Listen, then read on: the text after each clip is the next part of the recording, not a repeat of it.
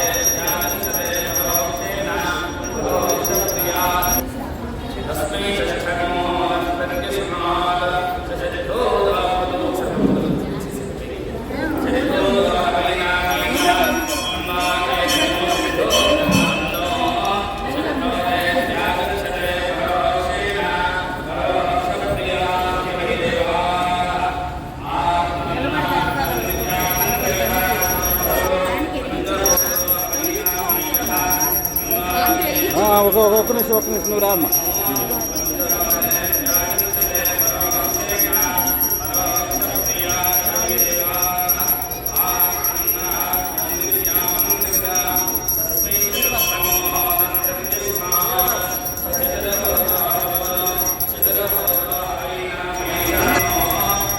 అమ్మా నువ్వు సైడ్ రావు.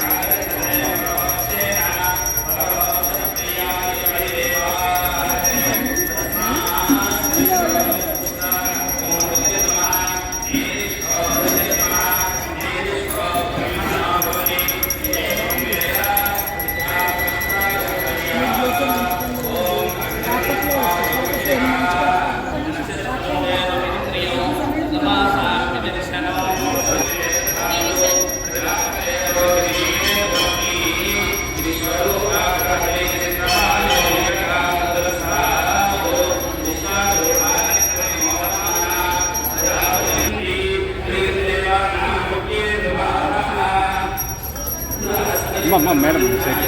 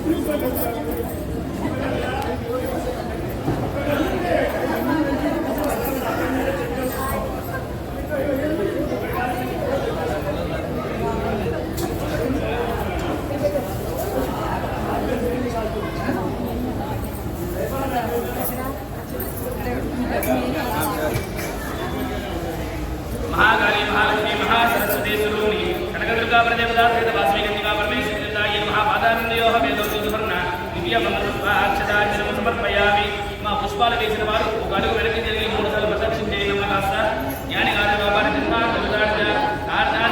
దక్షిణ పదే ఆపోపమాత్మ నామాన్ నామం కాళినామయాది సర్వాణి అన్యదాస్తి మమేవ జనమ ఆత్మా చాత్య భవేన లక్ష లక్ష పరమేశ్వరి महाकाली महालक्ष्मी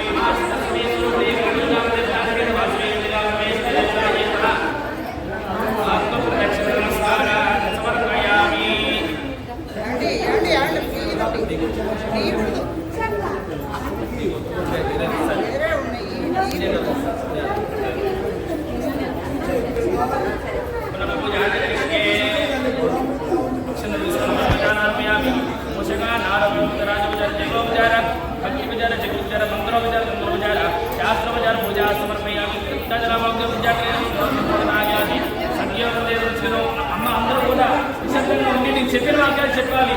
మంత్రహీనం, క్రియాహీనం, భక్తిహీనం, పరమేశ్వరి పూజితం మయాదేవి పరిపూర్ణం తదస్తుతే.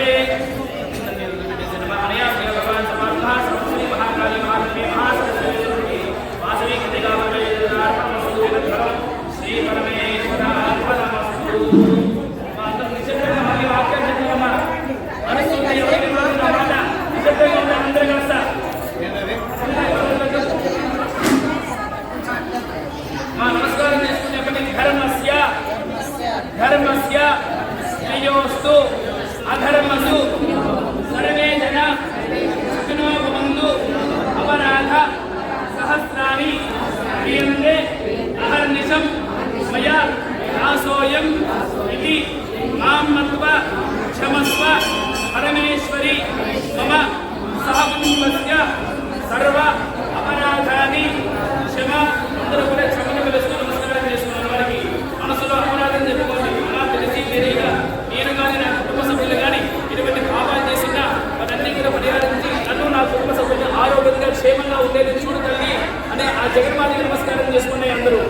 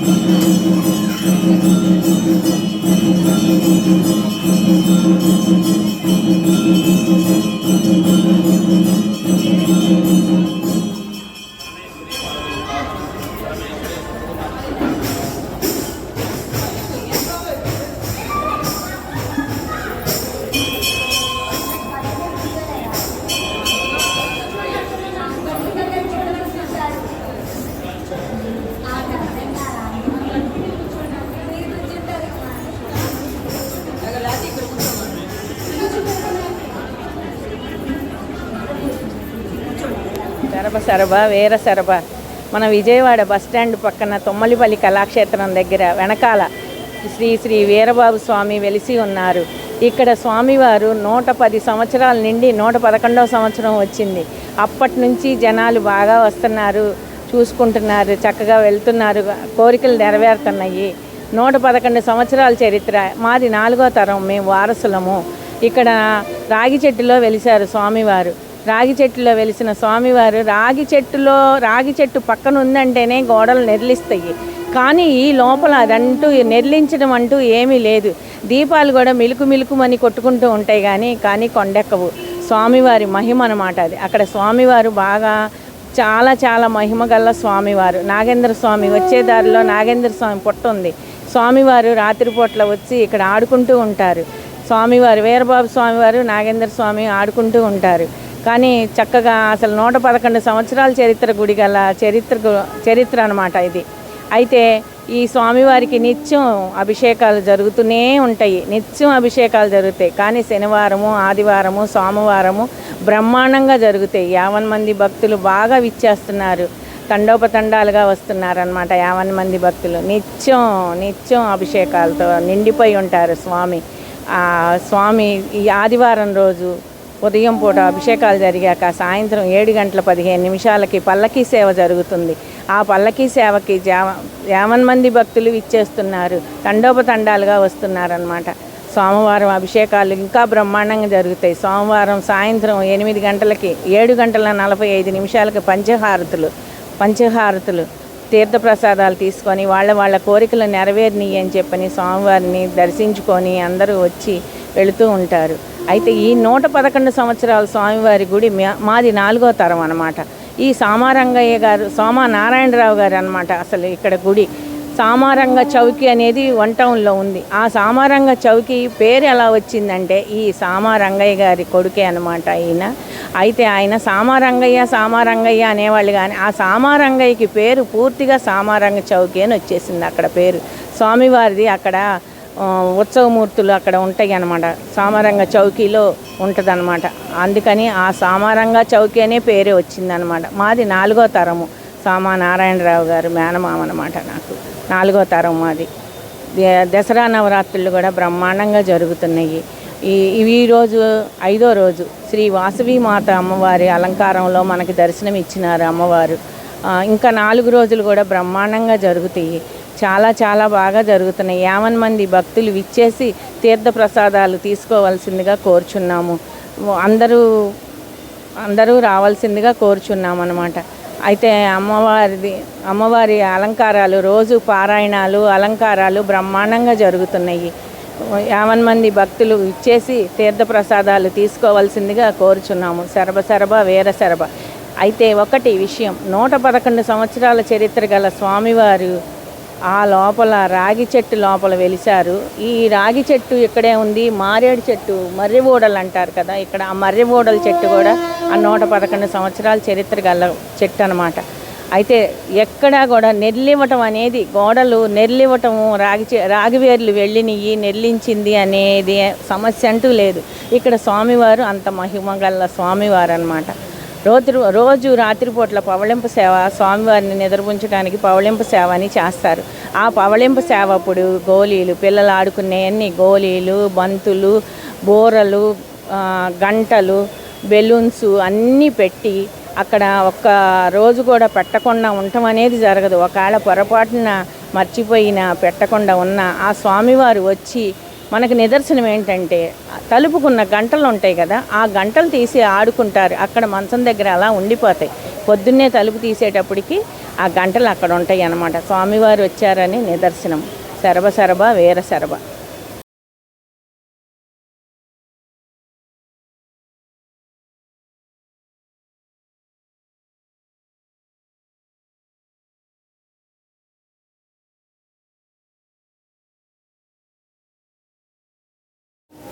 శ్రీమాత్రే నమః. ఈ రోజున మొత్తం భారతదేశ వ్యాప్తంగా జరుగుతున్నటువంటి దసరా నవరాత్రుల కార్యక్రమంలో మన విజయవాడ ఒక మహత్తర కార్యక్రమంగా రూపుదిద్దుకుంది.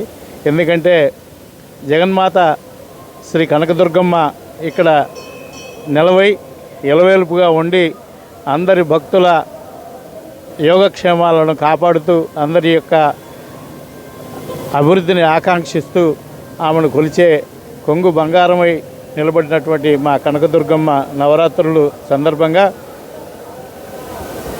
మరి అమ్మవారి అంశలో ఉన్నటువంటి ఆదిపరాశక్తి అంశ అయినటువంటి శ్రీ వాసవి కన్నికా పరమేశ్వరి అమ్మవారి యొక్క అలంకరణ ఈ రోజున మేము 4వ రోజుగా ఈ యొక్క వీరబాబు స్వామివారి దేవస్థానం ట్రస్ట్ ఆధ్వర్యంలో ఇక్కడ నిర్వహింపజేస్తూ ఉన్నాం. ఈ రోజున ఎవరైతే దుర్మార్గపు బుద్ధి గల ఒక దుష్టబుద్ధి గల ఒక రాజునకు ఆమె యొక్క ఆత్మత్యాగం వల్ల, ఆమె యొక్క సత్యాగ్రహం వల్ల కనువిప్పు కలగజేసిందో ఈ మానవాళికి ఆమె చేసినటువంటి గొప్ప కార్యక్రమం. అలాంటి మహనీయురాలు, పూజ్యురాలు, సత్యాగ్రహి, ఆత్మత్యాగి, సత్య సంధ్యలో ఉన్నటువంటి అమ్మవారి యొక్క ఆత్మత్యాగాన్ని అమరజీవి పొట్టి శ్రీరాములు గారు ఆదర్శంగా తీసుకొని భాషా ప్రయుక్త రాష్ట్రాల కోసం ఈ యొక్క ఆమె యొక్క ఆత్మత్యాగాన్ని ఆయన నిదర్శనంగా తీసుకున్నారు. అట్లాగే భారతదేశానికి స్వాతంత్రం కావాలనేటువంటి ఒక ఆకాంక్షతో ఆమె చేసినటువంటి సత్యాగ్రహ సూత్రాన్ని మహాత్మా గాంధీ గారు పాటించి ఈ భారతదేశానికి స్వాతంత్రాన్ని తీసుకొచ్చినటువంటి ఘనత. అందుకనే ఆమె మహిమాన్వితురాలు, మహాదేవత అని కొనియాడబడుతూ ఉంది శ్రీ వాసవి కన్నికా పరమేశ్వరి అమ్మవారు. అలాంటి అమ్మవారి యొక్క అలంకరణ విశేషాన్ని ఈ రోజున మేము ఇక్కడ ఈ నవరాత్రుల పండుగలో ఈరోజు 4వ రోజుగా జరుపుకుంటూ ఉన్నాం. ఈ రోజున దాదాపు ఒక 1000-2000 మంది భక్తులు వచ్చి ఈ యొక్క అమ్మవారిని దర్శించి స్వామివారిని దర్శించి తీర్థ ప్రసాదాలు స్వీకరించి మధ్యాహ్నం అన్నప్రసాదాలను స్వీకరించి చేశారు. కాబట్టి ఆ యొక్క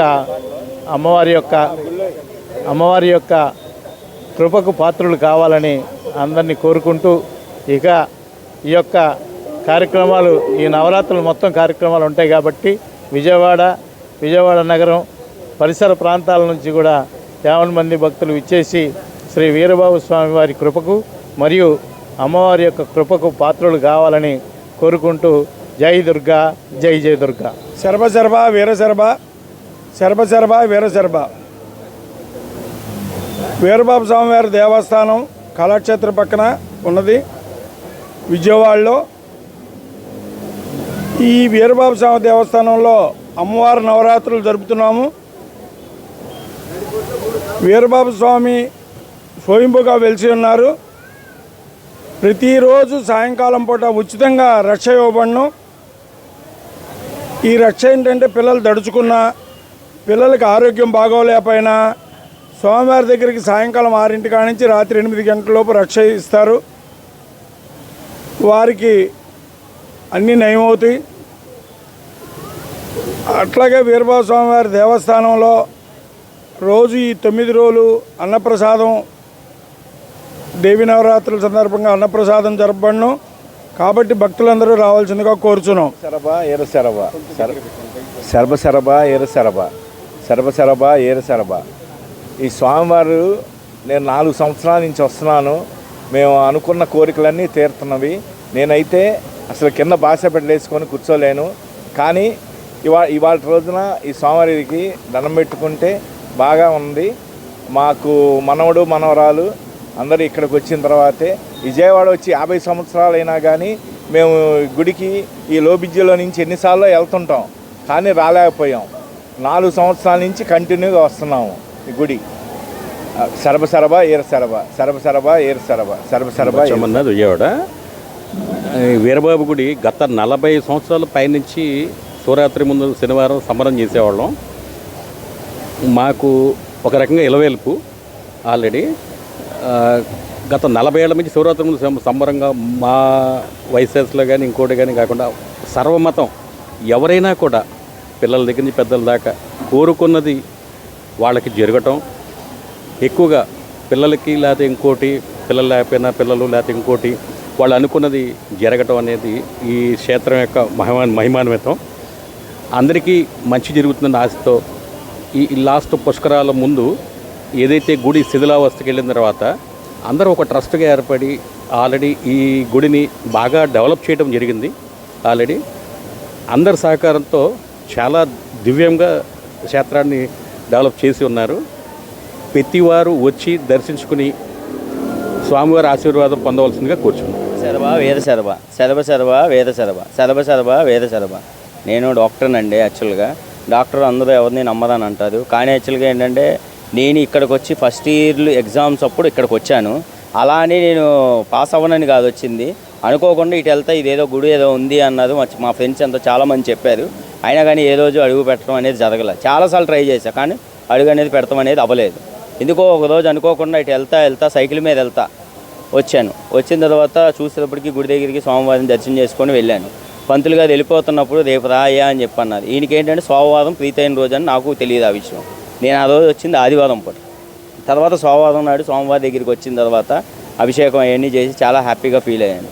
ఫస్ట్ ఇయర్ ఎగ్జామ్స్లో యాక్చువల్గా నేను అందరూ యాక్చువల్గా ఫెయిల్ అయ్యారు. ఆ ఎగ్జామ్లో నేను మా ఫ్రెండ్ ఇద్దరమే పాస్ అయ్యాం. అది సోమవారం దయ్యాన్ని నేను మ్యాక్సిమం అని అనుకుంటున్నాను. ఆ రోజు నుంచి దాదాపు నేను ఒక 13 సంవత్సరాల నుంచి గుడికి వస్తున్నాను. ఈరోజు అందరూ 2 చేతులతో దండం పెట్టుకునే స్టేజ్లో ఉన్నాను అంటే కారణం కర్మ క్రియ అంతా కూడా వీరబాబు స్వామి. ఇప్పటికి స్టిల్ ఈ రోజుకి కూడా నేను ఆయన్నే నమ్ముతాను. ఏ పనన్నా చేయాలన్నా కూడా శరభ వేదశరభ అనుకొని చేస్తాను. అందరూ ఏంటంటే ఒక డాక్టర్ ఉండి మూఢనమ్మకాలతో ఏంటంటే అది మూఢనమ్మకం అయినా ఏమనుకున్నా కానీ వాస్తవాలు అయితే నిజమండి. అది ఈరోజు ఇలా అంతమందిలో పెద్దలతో కూడా నేను గౌరవంగా ఉంటున్నానంటే కారణం కూడా స్వామివారేనండి. ఇది గొప్పగా చెప్పడమును గుడి డెవలప్మెంట్ కోసం చెప్పడం కూడా కాదు, సత్యంగా చెప్తున్నాను నేను. యాక్చువల్గా రియాలిటీగా చెప్పే చెప్పేది ఇది. తడబడకుండా లేకుండా చెప్తున్నాను. ఇది హ్యాపీగా సంతోషంగా ఉన్నానండి. ఈరోజు స్వామివారే దయ.